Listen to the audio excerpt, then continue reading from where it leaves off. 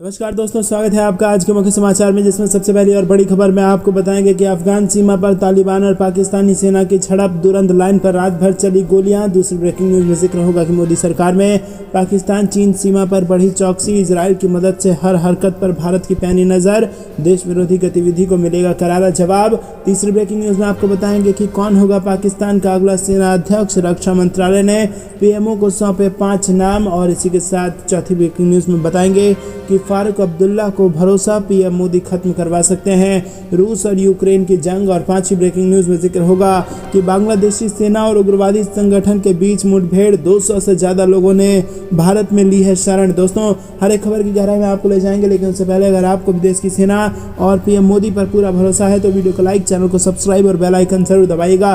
रुक करते हैं सबसे पहली और बड़ी खबर की तरफ। अफगान सीमा पर तालिबान और पाकिस्तान सेना के बीच हुई झड़प, दुरंत लाइन पर रात भर चली गोलियां। जी हाँ दोस्तों, आपको बता दें कि पाकिस्तान अफगानिस्तान के बीच सीमा दुरंत लाइन पाकिस्तान और तालिबान के बीच तनाव का मुख्य कारण है और इसे लेकर दोनों देशों के बीच स्थिति तनावपूर्ण है।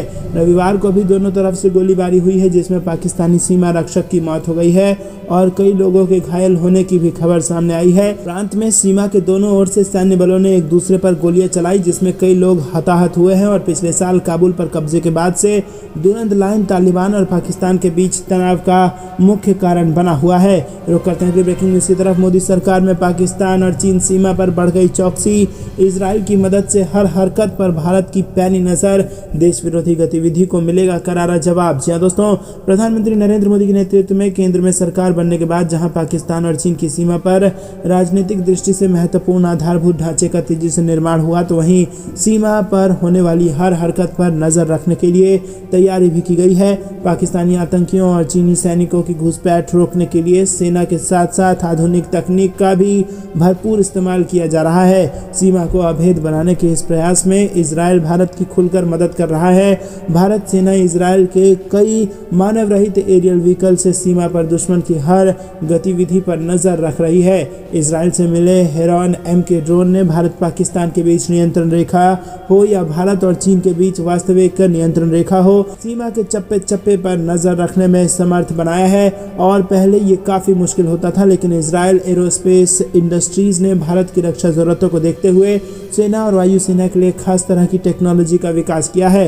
रुक करते हैं अगले ब्रेकिंग न्यूज की तरफ। कौन होगा पाकिस्तान का अगला सेना अध्यक्ष, रक्षा मंत्रालय ने पीएमओ को सौंपा है ये 5 नाम। जी हाँ दोस्तों, आपको बता दें कि पाकिस्तान में नए सेना अध्यक्ष की नियुक्ति को लेकर सियासी सरगर्मियां तेज हो गई हैं और मौजूदा सेना अध्यक्ष जनरल कमर जावेद बाजवा 29 नवंबर को रिटायर होने जा रहे हैं। और ऐसे में नए सेना अध्यक्ष की नियुक्ति को लेकर पाकिस्तान के रक्षा मंत्रालय ने सोमवार को 5 नाम प्रधानमंत्री कार्यालय को सुझाए हैं।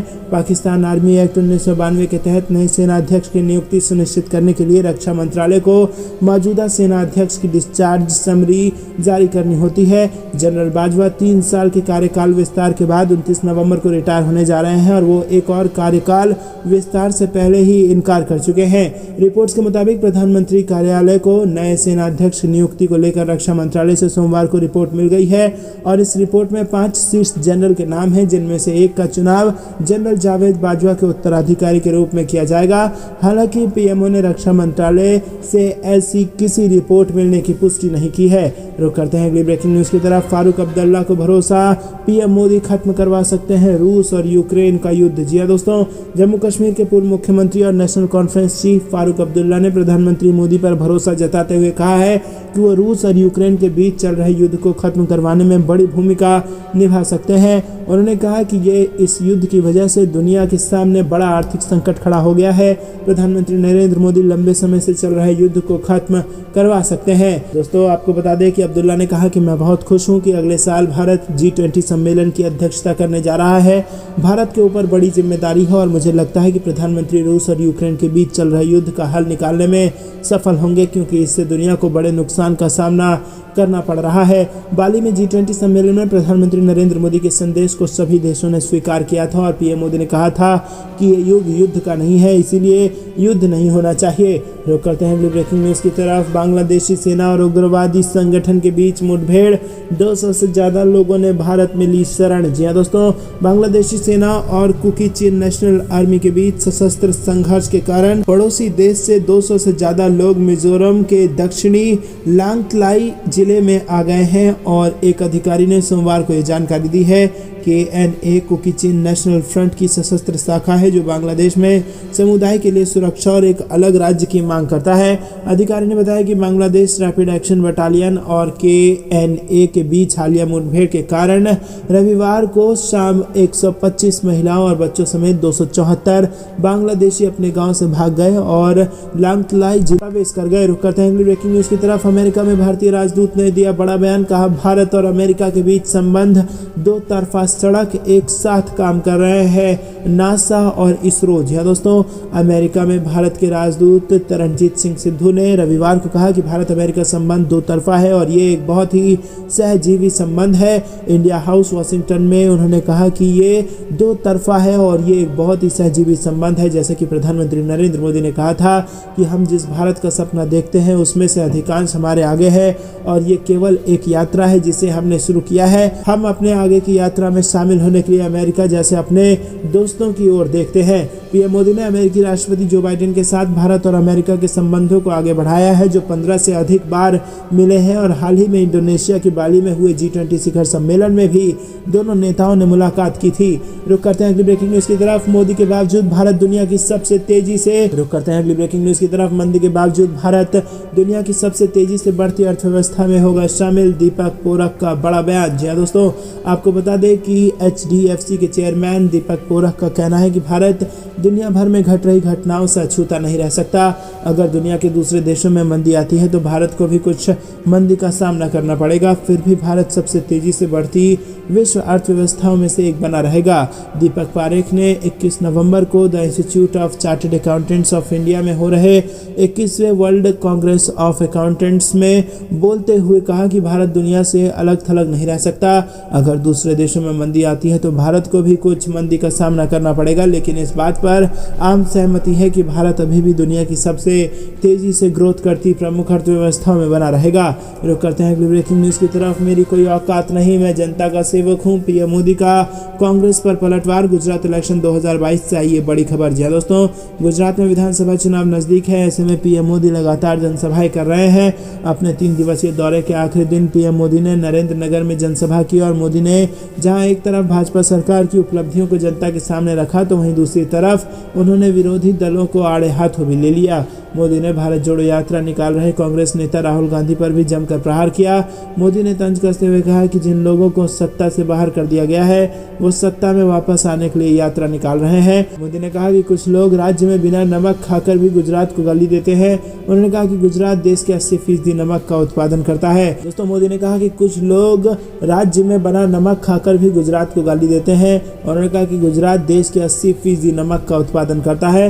रुक करते हैं अगली ब्रेकिंग न्यूज की तरफ। रोजगार मेला का दूसरा चरण, पीएम मोदी देंगे 71,000 नियुक्ति पत्र। दोस्तों, रुक करते हैं अगली ब्रेकिंग न्यूज की तरफ। रोजगार मेला का दूसरा चरण, पीएम मोदी देंगे 71,000 नियुक्ति पत्र और कई विभागों में निकलेंगी नौकरियां। जी दोस्तों, देश में युवाओं को रोजगार देने के अभियान के तहत पीएम नरेंद्र मोदी मंगलवार को नई नौकरी पाने वाले 71,000 लोगों को नियुक्ति पत्र देंगे। प्रधानमंत्री नरेंद्र मोदी ने इस साल की शुरुआत में 18 महीने के अंदर 10 लाख नौकरियां केंद्रीय विभागों में दिए जाने का ऐलान किया था। केंद्र सरकार की रोजगार मेला स्कीम के तहत ये नियुक्ति पत्र दिए जाएंगे। केंद्र सरकार की ओर से जारी प्रेस नोट के मुताबिक रोजगार मेला पीएम नरेंद्र मोदी के उस प्रयास के तहत एक कदम है जिसके जरिए वो रोजगार सृजन पर फोकस कर रहे हैं। ये रोजगार मेला देश में अवसर प्रदान करेगा और इससे युवाओं को ताकत मिलेगी और वो देश के विकास में सीधे तौर पर जुड़ेंगे। रुक करते हैं अगली ब्रेकिंग न्यूज की तरफ। 93 सीटों पर बीजेपी की जनसभा शुरू, 83 सीटों पर कर चुकी है चुनाव प्रचार। जी दोस्तों, गुजरात में विधानसभा चुनाव की तैयारियां जोर शोर से जारी है और राजनीतिक पार्टियां भी पूरे दमखम के साथ चुनाव प्रचार में जुटी हुई है और इस क्रम में भारतीय जनता पार्टी मंगलवार को 93 विधानसभा सीटों पर सभा का आयोजन कर रही है और इन सीटों पर दूसरे चरण में चुनाव होना है। पिछले सप्ताह बीजेपी ने 83 विधानसभा सीटों का दौरा किया था और कल से ही शुरू हो रहे सभाओं को संबोधित करने वाले नेताओं में भाजपा के राष्ट्रीय अध्यक्ष जेपी नड्डा, केंद्रीय गृह मंत्री अमित शाह, महाराष्ट्र के उप मुख्यमंत्री देवेंद्र फडणवीस, असम के मुख्यमंत्री हेमंत बिस्वा शर्मा, पुरुषोत्तम रूपाला और मनसुख मांडविया शामिल हैं। दोस्तों, आगामी कुछ दिनों में सभी रास्ते गुजरात पहुंचेंगे, जहां की सत्ता में 27 सालों से अधिक समय तक भारतीय जनता पार्टी का शासन रहा है और अब 7वें कार्यकाल के लिए भी ये जुटी हुई है। प्रधानमंत्री नरेंद्र मोदी यहाँ सबसे अधिकतम समय राज करने वाले मुख्यमंत्री रहे हैं और गुजरात की सत्ता में वो साल 2114 तक रहे। दोस्तों, रुक करते हैं अगली ब्रेकिंग न्यूज की तरफ। भारत की आर्मी ने चीन को दी कड़ी चेतावनी, कहा ध्यान से सुन ले चीन, ये 1962 वाला भारत नहीं। जी हाँ दोस्तों, यूक्रेन रूस युद्ध के बीच भारत के एक बार फिर से दुनिया को अपनी ताकत से वाकिफ कराते हुए चीन को चेतावनी दे दी है और भारत ने चीन को साफ कहा है कि अब चीन हमें 1962 वाला भारत समझने की भूल बिल्कुल भी ना करे। हम 2022 का अत्याधुनिक देश हैं और देश ने हर मोर्चे पर तरक्की कर ली है। सेना ने कहा कि न केवल इंफ्रास्ट्रक्चर के फील्ड में बल्कि हर क्षेत्र में भारत काफ़ी आगे निकल गया है। सेना ने चीन को चेताते हुए कहा कि भारत पिछले 60 सालों में अपनी सैन्य शक्तियों को बहुत ज़्यादा मजबूत कर चुका है। गुवाहाटी में आयोजित 2 दिवसीय पूर्वोत्तर स्वाभिमान उत्सव के पहले दिन सेना के पूर्वी कमान के प्रमुख लेफ्टिनेंट जनरल आरपी कलिता ने देशवासियों को आश्वस्त करते हुए कहा कि भारतीय सेना किसी भी परिस्थिति से निपटने के लिए पूरी तरह से तैयार है। दोस्तों, रुक करते हैं अगली ब्रेकिंग न्यूज की तरफ। जनरल बाजवा के दामन पर है दाग, 6 साल में अरबपति बना परिवार, रिपोर्ट में हुआ ये बड़ा दावा। जी हाँ दोस्तों, अगले कुछ दिनों में रिटायर हो रहे पाकिस्तान के सेना प्रमुख जनरल कमर जावेद बाजवा के परिवार को लेकर चौंकाने वाली रिपोर्ट आई है और इससे उनके दामन पर दाग उभरा है। इसमें दावा किया गया है कि जनरल बाजवा का परिवार मात्र 6 साल में अरबपति बन गया है और इस रिपोर्ट से पाकिस्तान में बवाल मच सकता है। पाकिस्तान में सेना सबसे शक्तिशाली है और ये सनसनीखेज रिपोर्ट पाकिस्तानी सेना में भारी भ्रष्टाचार की ओर इशारा कर रही है। इसमें कहा गया है कि बाजवा की विदाई के पहले आई रिपोर्ट में दावा किया गया है कि उनके परिवार के सदस्यों की संपत्ति में बीते 6 सालों में भारी बढ़ोतरी हुई है। तो करते हैं अगली ब्रेकिंग न्यूज की तरफ। सर्दियों के शुरू होते ही लद्दाख में बढ़ गई पीएलए की मूवमेंट, संयुक्त सशस्त्र ब्रिगेड की तैनाती, चीन के हर कदम पर भारत की है पैनी नजर। जी हाँ दोस्तों, भारतीय सेना प्रमुख जनरल मनोज पांडे 12 नवंबर को सार्वजनिक रूप से यह स्पष्ट कर दिया था कि चीन एलएसी के साथ साथ बुनियादी ढांचे का विकास कर रहा है। लद्दाख में कब्जे वाले अक्साई चीन में पीएलए सैनिकों की कोई महत्वपूर्ण कमी नहीं हुई है और हिंदुस्तान टाइम्स पर छपी एक रिपोर्ट के मुताबिक भारतीय सेना के अधिकारियों ने कहा कि सर्दियों के शुरू होते ही अब पीएलए के पश्चिमी थिएटर कमांड और रिजर्व के रूप में लाए गए 3 संयुक्त सशस्त्र ब्रिगेड की आवाजाही पर नजर रखी जा रही है। विदेश मंत्री सुब्रमण्यम जयशंकर ने बार बार कहा कि एलएसी पर शांति द्विपक्षीय संबंधों को बहाल करने की एकमात्र कुंजी है, जिसे मई 2020 में पूर्वी लद्दाख में पीएलए के उल्लंघन के बाद गहरा झटका लगा था। बता दें कि भारतीय सेना की शीतकालीन स्थिति इस बात पर भी निर्भर करेगी कि क्या चीन संयुक्त सशस्त्र ब्रिगेड अपने ठिकानों पर वापस जाएगी या पश्चिमी थिएटर कमांड में गहराई वाले क्षेत्रों में तैनात रहेगी।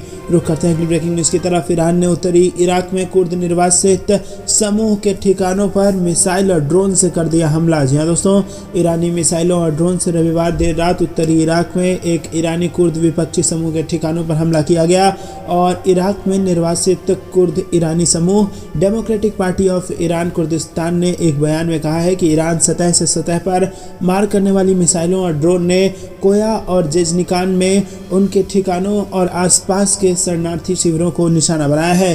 रुक करते हैं अगली ब्रेकिंग न्यूज की तरफ, जिसमें आपको बता दें कि जो बाइडेन के करीबी ने पीएम मोदी की जमकर की तारीफ, बोले बाली में उनके चलते ही बनी एकता। जी हाँ दोस्तों, अमेरिकी सरकार के वरिष्ठ अधिकारी जोनाथन फाइनर ने पीएम मोदी की जमकर तारीफ की है।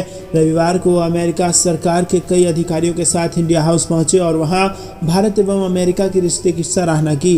उन्होंने भारतीय राजदूत तरनजीत सिंह सिद्धू से मुलाकात में कहा कि पीएम मोदी ने विश्व स्तर पर अच्छी भूमिका अदा की है। उन्होंने कहा कि G20 समिट के दौरान सभी देशों की एक राय बनाने में पीएम मोदी की अहम भूमिका थी। अमेरिका के उपराष्ट्रीय सुरक्षा सलाहकार जोनाथन फानर ने कहा कि बाइडेन पीएम मोदी को वो नेता मानते हैं जो ग्लोबल मुद्दों पर काम कर सकते हैं। दोस्तों, इंडिया हाउस में हुए आयोजन के दौरान अमेरिकी डॉक्टर विवेक मूर्ति ने भारत अमेरिका के संबंधों और अपनी भारत से जुड़ी जड़ों के बारे में बात की। रुक करते हैं ब्रेकिंग न्यूज की तरफ। पाकिस्तानी सेना ने तेज किया बलूचियों का दामन, अब चीनी ड्रोन CH-4B का कर रही है इस्तेमाल। जी हाँ दोस्तों, आपको बता दें कि पाकिस्तानी सेना अशांत बलूचिस्तान में विद्रोहियों के दमन के लिए अब चीनी ड्रोन CH-4B का इस्तेमाल कर रही है।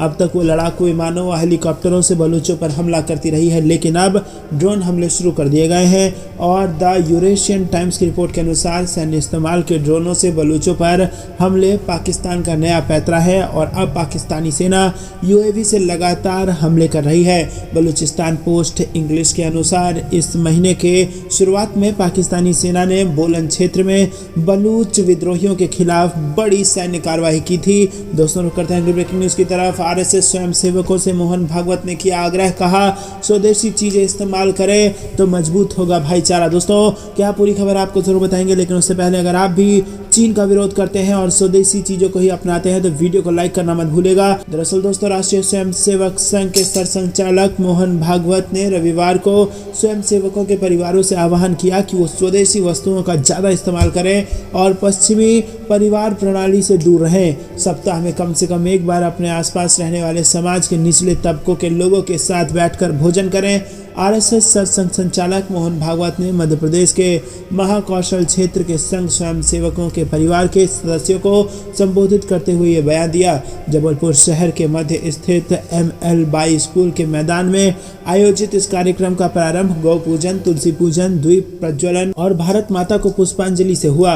रुक करते हैं अगली ब्रेकिंग न्यूज की तरफ। दिल्ली NCR में तेजी से गिरेगा तापमान, 4 राज्यों में दिखेगा शीतलहर का कहर, IMD ने जारी कर दिया है अलर्ट। जी हाँ दोस्तों, उत्तर भारत में सर्दी धीरे धीरे बढ़ने लगी है। पिछले दिनों तापमान में मामूली बढ़ोतरी के बाद ठंड एक बार फिर से बढ़ सकती है। दिल्ली समेत यूपी, बिहार, हरियाणा और पंजाब के तापमान में गिरावट दिखना शुरू हो गया है। सर्दी के साथ लोगों को प्रदूषण की भी मार झेलनी पड़ रही है। दिल्ली और उसके आसपास इलाकों में हवा का स्तर खराब श्रेणी में बना हुआ है और वहीं दक्षिण भारत की बात करें तो तमिलनाडु, पुडुचेरी और तटीय आंध्र प्रदेश में बारिश के आसार हैं। दोस्तों, अलग अलग राज्यों में मौसम का क्या हाल है, इसको लेकर अलर्ट जारी कर दी गई है। एजेंसी स्काईमेट के पूर्वानुमान के अनुसार पश्चिम हिमालय की तरफ से बर्फीली ठंड हवाएं भारत के उत्तर पश्चिमी और मध्य भागों की ओर चलना जल्द शुरू होंगी और इससे तापमान में तेजी से गिरावट आएगी। शीतलहर चलने के कारण दिल्ली, हरियाणा, पंजाब और यूपी का न्यूनतम तापमान गिरता हुआ दिखाई देगा। रुक करते हैं अगली ब्रेकिंग न्यूज की तरफ। भारत के साथ मधुर संबंध बनाने को बेताब है US। अमेरिकी अधिकारी ने कहा वर्ष 2023 में और निकट आएंगे दोनों देश। जी हाँ दोस्तों, आपको बता दें कि अमेरिका ने उम्मीद जाहिर की है कि वर्ष 2023 में भारत और अमेरिका के संबंधों में और निकटता आएगी। अमेरिकी व्हाइट हाउस के एक वरिष्ठ अधिकारी ने कहा है कि वर्ष 2022 में भारत और अमेरिका रणनीतिक रूप से एक दूसरे के निकट आए हैं और उन्होंने कहा कि अगला वर्ष भारत अमेरिका संबंधों के लिहाज से बेहद उपयोगी रहेगा। अमेरिकी अधिकारी ने यह बात ऐसे वक्त कही जब हाल में अमेरिकी राष्ट्रपति जो बाइडेन ने भारत और प्रधानमंत्री नरेंद्र मोदी की जमकर तारीफ की और इसको इस कड़ी से जोड़कर देखा जा रहा है। रुक करते हैं अगली ब्रेकिंग न्यूज की तरफ। रस्सी जल गई मगर बल नहीं गया, भिखमंगी की कागार पर पाकिस्तान, मगर वित्त मंत्री बोले दिवालिया होने का चांस नहीं। जी हाँ दोस्तों, भिखमंगी की कागार पर खड़े पाकिस्तान में आर्थिक के साथ साथ राजनीतिक संकट भी जारी है। चीन के धीरे धीरे पैर पीछे खींचने और अमेरिका द्वारा धिक्कारे जाने के बाद भी इस देश को उम्मीद है कि उसका दिवालिया होने का कोई सवाल ही नहीं है। पाकिस्तान के वित्त मंत्री इशाक डार का कहना है कि सरकार अपनी बाहरी ऋण प्रतिबद्धताओं को पूरा करेगी, जिसमें दिसंबर के पहले सप्ताह में सुकुक बॉन्ड का भुगतान करना भी शामिल है। उन्होंने शनिवार को टेलीविजन पर दिए अपने संदेश में कहा कि दिवालिया होने का कोई चांस ही नहीं है, समय पर रीपेमेंट कर दी जाएगी और उन्होंने आगे कहा कि अगले साल के लिए ऋण चुकाने की व्यवस्था सैद्धांतिक रूप से कर ली गई है। दोस्तों, पाकिस्तान में राजनीतिक संकट भी जारी है। वहां पूर्व पीएम इमरान खान को हाल ही में उनकी हकीकी आज़ादी रैली के दौरान गोली मार दी गई थी और इसके लिए उन्होंने वर्तमान प्रधानमंत्री शहबाज शरीफ, गृह मंत्री राणा सनाउल्लाह और खुफिया एजेंसी एजेंसी ISI के अधिकारी फैजल नसीर को जिम्मेदार ठहराया है। तो दोस्तों आर्थिक और राजनीतिक दोनों ही रूप से बुरी स्थिति में है पाकिस्तान, लेकिन फिर भी दावे कर रहा है कि दिवालिया होने का कोई चांस नहीं। दोस्तों रुक करते हैं अगली ब्रेकिंग न्यूज की तरफ। पर बिलावल भुट्टो ने दी चेतावनी, कहा राष्ट्रपति ने दखल दिया तो परिणाम भुगतने होंगे। जी हां दोस्तों, पाकिस्तान में नए सेना प्रमुख की नियुक्ति को लेकर अटकलें जारी हैं और इस बीच पाकिस्तान पीपुल्स पार्टी के प्रमुख व विदेश मंत्री बिलावल भुट्टो जरदरी ने स्पष्ट किया है कि देश केवल प्रधानमंत्री शहबाज शरीफ द्वारा नियुक्त सेना प्रमुख को स्वीकार करेगा, केवल उन्हीं के पास इसकी संवैधानिक शक्ति है। राष्ट्रपति आरिफ अलवी ने दखल देने की कोशिश की तो इसके परिणाम भुगतने होंगे। रुक करते हैं अगली ब्रेकिंग न्यूज की तरफ। श्रीनगर में सेना को बड़ी सफलता, 3 इस्लामिक आतंकियों को जिंदा पकड़ा गया और एक को वहीं कर दिया गया ढेर। जी हां दोस्तों, आपको बता दें कि श्रीनगर में रविवार को सुरक्षा बलों ने 3 हाइब्रिड आतंकियों को पकड़ लिया है और पुलिस ने उनके पास से हथियार भी बरामद किए हैं और इस संबंध में पुलिस ने मामला दर्ज कर आगामी कार्रवाई शुरू कर दी है। सेना के 2 RR और श्रीनगर पुलिस ने श्रीनगर के बाहरी इलाके में 3 हाइब्रिड आतंकियों को गिरफ्तार किया और पुलिस ने उनके पास से 3 AK राइफल, 2 पिस्तौल, 9 मैगजीन और 200 राउंड की भारी खेप के साथ जब्त कर ली है। और इससे पहले रविवार सुबह कश्मीर संभाग के अनंतनाग जिले में सुरक्षा बलों और आतंकियों के बीच मुठभेड़ में एक आतंकी मारा गया है और अनंतनाग जिले के बिजबिहाड़ा इलाके में ये मुठभेड़ हुई है। रुक करते हैं अगली ब्रेकिंग न्यूज की तरफ। चीन को फिर से चुनौती, दक्षिण चीन सागर से सटे फिलीपीन के द्वीपीय प्रांत का दौरा करेंगी कमला हैरिस। या दोस्तों, अमेरिका की उपराष्ट्रपति कमला हैरिस रविवार से शुरू होने वाली फिलीपीन की अपनी यात्रा के दौरान उसकी रक्षा की अमेरिकी प्रतिबद्धता को रेखांकित करेंगी।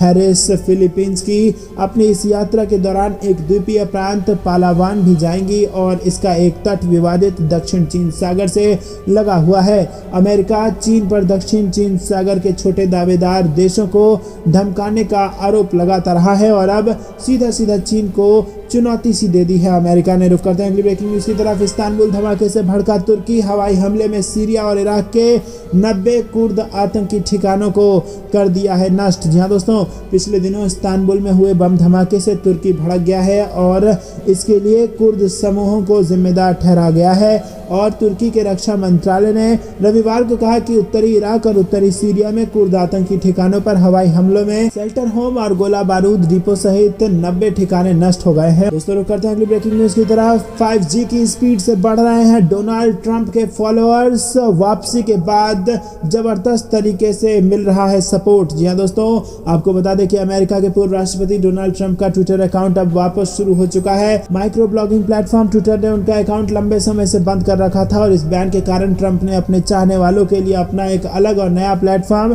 ट्रुथ सोशल शुरू कर दिया था। और बड़ी बात यह है कि बैन के बाद आज ट्विटर पर जब ट्रंप की वापसी हुई है तो उनके फॉलोअर्स की संख्या में बाढ़ आ गई है। जी हां दोस्तों, इस समय दुनिया भर में 5G नेटवर्क की चर्चाएं चल रही हैं। कुछ देशों में 5G शुरू हो चुका है और कुछ में होने जा रहा है और हम यहाँ इसका जिक्र इसलिए कर रहे हैं क्योंकि डोनाल्ड ट्रंप की ट्विटर पर वापसी के बाद उनके फॉलोअर्स 5G के स्पीड से आगे बढ़ रहे हैं। जी हां दोस्तों, गौरतलब है कि डोनाल्ड ट्रंप का ट्विटर अकाउंट जब दोबारा शुरू किया गया था तो उनके 2.3 लाख फॉलोअर्स थे और इसके बाद कुछ ही मिनटों में संख्या बढ़कर 1 मिलियन यानी कि 10 लाख हो गई और अब 20 नवंबर दोपहर करीब 1 बजे तक ट्रंप के फॉलोअर्स की संख्या 6 मिलियन यानी 60 लाख से भी ऊपर पहुंच चुकी है।